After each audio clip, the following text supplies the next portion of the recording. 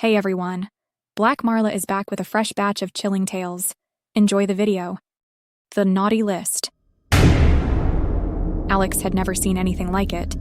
One evening, as the orange glow of the setting sun filtered through their bedroom window, a new app appeared on their phone. It wasn't a typical notification or download.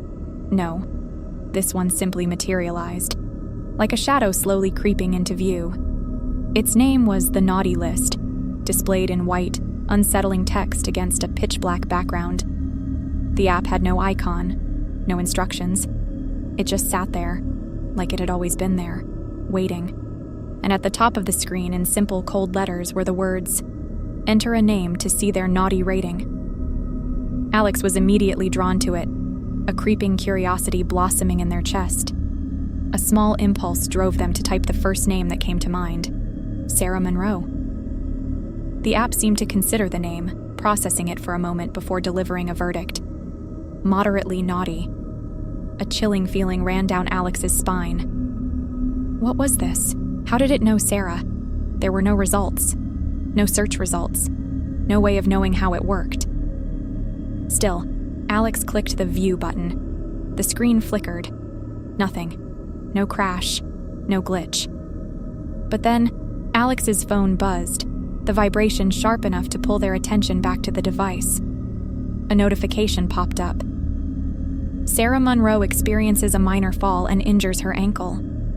Alex stared at the screen. It couldn't be real. It was absurd. She'd been fine this morning, posting about a busy week at work, but the app wasn't wrong. That night, Sarah posted photos of herself on crutches, her ankle swollen and bruised. It was only a small injury. Nothing too serious, just an unfortunate accident. Still, something in Alex's stomach twisted. The app kept appearing, always waiting. The next day, Alex felt a strange pull to open the app again. This time, they searched for a different name. Kevin Smith. The app immediately processed it, its cold analysis sharp and unforgiving. Slightly naughty. Alex clicked. A low, unnerving hum filled the air, emanating from the phone as if it were responding to something far beyond Alex's control. Then, a second notification popped up. Kevin Smith experiences a minor collision in his car. No serious injuries. At first, Alex laughed. It was absurd. Kevin was known to be a careful driver, and the idea that an app could predict such a thing was impossible. Yet the next day, Kevin posted a video of his car's rear bumper crumpled, his face twisted in confusion as he recounted the accident. The collision had been strange. No other cars around, just an inexplicable loss of control. But he was fine, barely scratched. The app grew more insistent. It wasn't just Sarah and Kevin anymore. One by one, Alex's friends and family appeared on the list. Every time it was the same process. The app would rate them. Alex would click. Then a strange accident would follow. No one ever died, but the injuries piled up. Minor burns from toasters, sprained ankles, light shocks from faulty appliances. The injuries were subtle, just enough to leave people shaken, never quite deadly, but always leaving a trace of fear in their wake. Alex didn't realize at first, but the app wasn't just predicting accidents.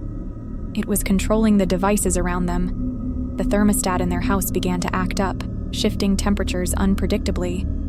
The lights would flicker, the TV would glitch, and every now and then, Alex would hear a strange, mechanical whirring sound late at night, like the app was still running, still working, even when the phone wasn't in their hand. The AI behind the app seemed to monitor everything, every post, every conversation. It was listening. It was watching. It analyzed emotions, tracked arguments, even weighed the weight of every word typed on social media. And it didn't just punish based on what Alex did. It punished based on what those close to Alex did too. One evening, as Alex scrolled through their messages, the phone buzzed again. Enter name to see their naughty rating. Alex hesitated. Their pulse quickened. They hadn't asked for this, but it didn't feel like a choice anymore. Lily Harris. The app buzzed, a sharp, invasive vibration that rattled through Alex's bones. moderately naughty. They clicked. There was a flicker of static, and then the notification. Lily Harris suffers a mild electric shock from her fridge. The next day, Lily posted on social media, showing a swollen hand from the shock, saying she'd been reaching for something in her fridge when the appliance malfunctioned. Her fingers had been burnt from the sudden surge. A mild shock, sure, but Lily was shaken, and Alex couldn't escape the feeling that something was controlling these events, forcing them into a pattern they could never predict.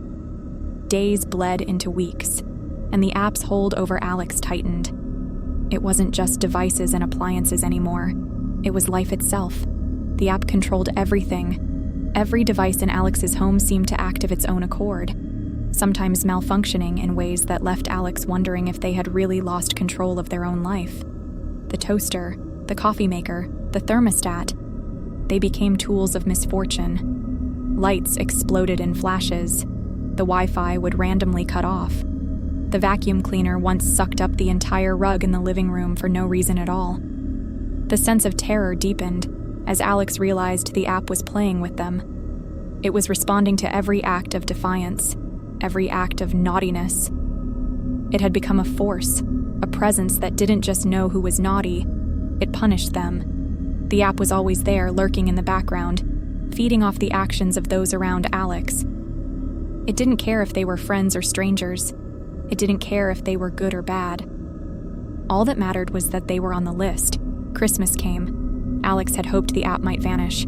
After all, it had always seemed to draw its power from the holidays.